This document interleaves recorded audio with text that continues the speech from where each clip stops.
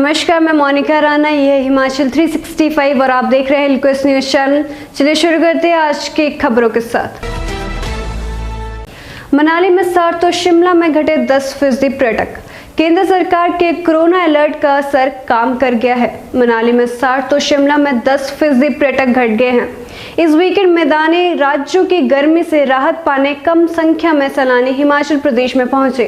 स्वास्थ्य मंत्रालय के संयुक्त सचिव ने विगत 6 जुलाई को प्रेस वार्ता कर प्रदेश सरकार को पर्यटन स्थलों पर कोरोना संक्रमण से बचाव को लेकर नियमों का पालन न होने पर आगाह किया था। दोबारा बंदिशें लगाने पर भी चेताया था। हिमाचल प्रदेश के निजी स्कूलों की फीस नियंत्रित करने का विधेयक मॉनसून सत्र में पेश करने की तैयारी।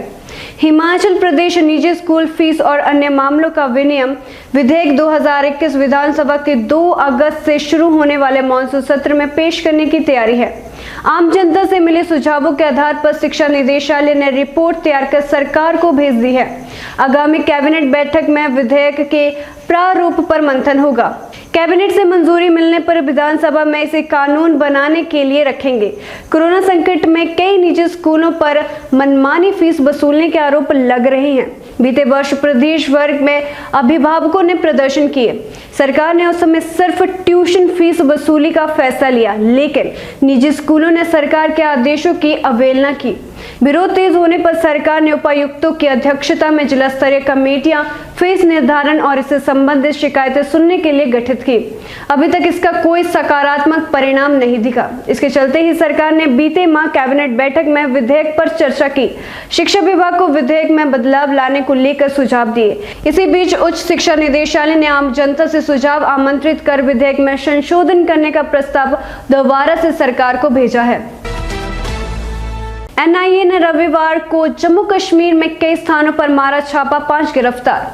राष्ट्रीय जांच एजेंसी एनआईए ने रविवार को जम्मू कश्मीर में कई स्थानों पर छापा मारा तथा आतंकवाद वित्त पोषण के मामले में 5 लोगों को गिरफ्तार किया। आधिकारिक सूत्रों ने बताया कि एनआईए अधिकारियों ने प्रदेश पुलिस तथा अर्धसैनिक बलों की सहायता से अनंतनाग, श्रीनगर तथा बारामुल्ला जिले में कई जगहों पर छापा मारा। सूत्रों ने कहा, छापामारी के दौरान अनंतनाग से 4 तथा श्रीनगर से 1 व्यक्ति को गिरफ्तार किया गया है। यह मामला ऑनलाइन आतंकवादी गतिविधियों से संबंधित है और इस संबंध में विदेशी आतंकवादियों के संपर्कों की जानकारी हासिल की जा रही है। विक्रमादित्य बोले, वचन देता हूं आजीवन राजा साहब की सोच पर चलूंगा। अपने पिता स्वर्गीय राजा वीरभद्र सिंह जी की मृत्यु के बाद उनके पुत्र विक्रमादित्य ने कहा, मैं आज वचन देता हूं कि आजीवन राजा साहब की सोच पर चलूंगा। प्रदेश को लेकर राजा साहब के जो सपने थे उन्हें पूरा करने का हर संभव प्रयास करूंगा। इसमें कई कठिनाइयां और उतार चढ़ाव आएंगे, लेकिन फिर भी पीछे नहीं हटूंगा। राजा साहब ने हिमाचल प्रदेश को एक सूत्र में बांधा था। देवी देवताओं के प्रति राजा साहब की अटूट आस्था थी। मैं भी उसे पूरा जीवन कायम रखूंगा।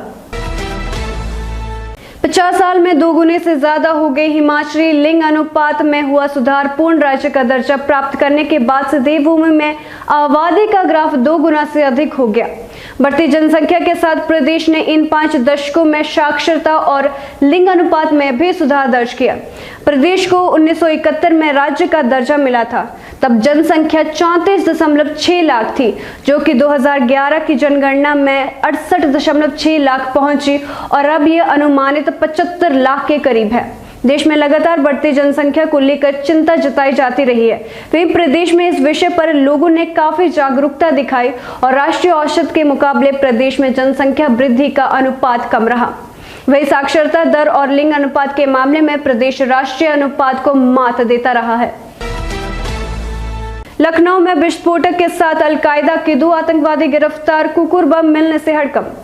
लखनऊ में आतंकी संगठन अलकायदा का एक आतंकवादी भारी विस्फोटकों के साथ गिरफ्तार किया गया है, जबकि काकोरी थाना क्षेत्र की सीते बिहारी कॉलोनी में छापेमारी कर एक अन्य को गिरफ्तार किया गया है। एटीएस को यहां पर संदिग्ध आतंकवादी छुपे होने की जानकारी मिली थी। एटीएस ने यह छापेमारी कर घर के अंदर से 2 प्रेशर कुकर बम, एक अर्थ निर्मित टाइम बम बरामद किया है। बताया जा रहा है कि ये लोग 2 दिन तक में किसी बड़ी घटना को अंजाम देने वाले थे। एटीसी ने पूरे इलाके की घेराबंदी कर ली है। मनाली से वापस मुंबई जाने से पहले सुंदरनगर पहुंचे बॉलीवुड अभिनेता लिलीपुट। मनाली में अपनी आने वाली फिल्म की शूटिंग करने के बाद बॉलीवुड स्टार व डायरेक्टर लिलीपुट यानी MS फारूकी वापस लौटते वक्त सुंदरनगर के होटल राजा में पहुंचे। यहाँ हिमाचली व्यंजनों का स्वाद लेते हुए लिलीपुट ने होटल मालिक से प्रदेश की हसीन वादियों और यहाँ के लोगों की प्रशंसा की। इस अवसर पर लिलीपुट के साथ उनकी बेटी और अभिनेत्री उमा बसु और टीम के अन्य सदस्य मौजूद थे। यूपी में नई जनसंख्या नीति का ऐलान, CM योगी बोले जनसंख्या विकास में बाधा। वर्ल्ड पॉपुलेशन डे यानी विश्व जनसंख्या दिवस के मौके पर यूपी के CM योगी आदित्यनाथ की सरकार ने नई जनसंख्या नीति का ऐलान कर दिया। CM योगी ने उत्तर प्रदेश जनसंख्या नीति 2021-2030 विमोचन किया। उन्होंने कहा कि नई जनसंख्या नीति में सबका ध्यान रखा गया है। उन्होंने कहा कि बढ़ती जनसंख्या विकास में बाधा है, इसके नियंत्रण के लिए कोशिश जरूरी है। CM योगी ने कहा कि समाज के विभिन्न तबकों को ध्यान में रखकर प्रदेश सरकार इस जनसंख्या नीति को लागू करने का काम कर रही है। जनसंख्या नीति का संबंध केवल जनसंख्या स्थिरीकरण के साथ ही नहीं बल्कि हर एक नागरिक के जीवन में खुशहाली और समृद्धि का रास्ता उसके द्वार तक पहुंचाना भी है। नई जनसंख्या नीति में 2026 तक जन्म दर 2.1 प्रति हजार जनसंख्या और 2030 तक 1.9 करने का लक्ष्य रखा गया है। केजरीवाल ने उत्तराखंड की जनता से किए 4 बड़े वादे, कांग्रेस बीजेपी को बताए चक्की के 2 पार्ट। दिल्ली के मुख्यमंत्री अरविंद केजरीवाल कल उत्तराखंड की राजधानी देहरादून में थे। यहां उन्होंने कांग्रेस और सत्ताधारी बीजेपी पर बड़ा हमला बोला। उन्होंने उत्तराखंड की जनता से वादे करते हुए कहा कि दिल्ली की तरह उत्तराखंड में हमारी सरकार बनेगी तो 300 यूनिट तक बिजली हर परिवार को मुफ्त दी जाएगी, पुराने बिल माफ किए जाएंगे, कोई पावर कट नहीं लगेगा, उत्तराखंड के किसानों को मुफ्त बिजली दी जाएगी। अरविंद केजरीवाल ने अपने चिर परिचित अंदाज में भाजपा कांग्रेस पर हमला करते हुए कहा कि भगवान ने उत्तराखंड को सब कुछ दिया, लेकिन उत्तराखंड के नेताओं और पार्टियों ने इसे बर्बाद करने में कोई कमी नहीं छोड़ी।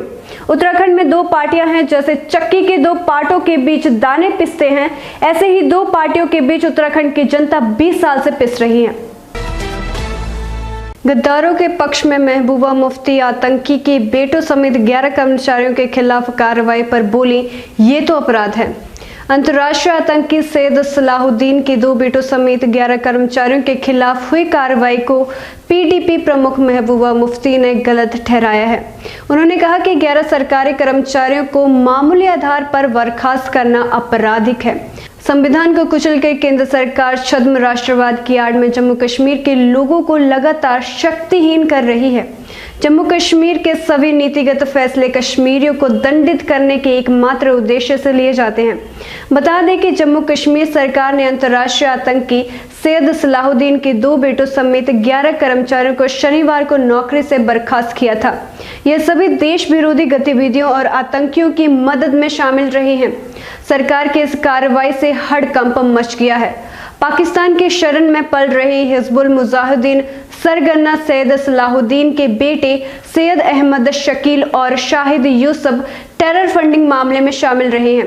NIA ने दोनों को ट्रैक करने के बाद उनका ट्रायल किया था। इसमें पाया गया था कि दोनों हिजबुल के लिए पैसे एकत्रित करते थे, हवाला के जरिए फंड भी ट्रांसफर करते थे।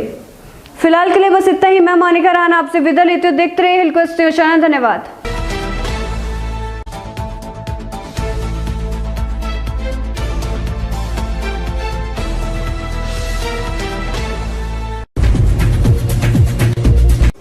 धूमल क्यों हारे?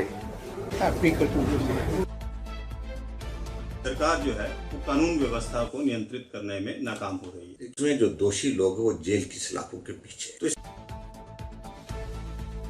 तो rift in the party that has led to the defeat in previous election. The rift कोई नहीं थी पार्टी में। ग्रामीण शिमला की बात करते हैं। Unprecedented amount of development work in this constituency. बात है कि हमीरपुर मेडिकल कॉलेज के लिए जो फॉरेस्ट क्लियरेंस थी वो भी भारतीय जनता पार्टी की वजह से डिले हुई। हमने केंद्र से फॉरेस्ट क्लियरेंस करवा कर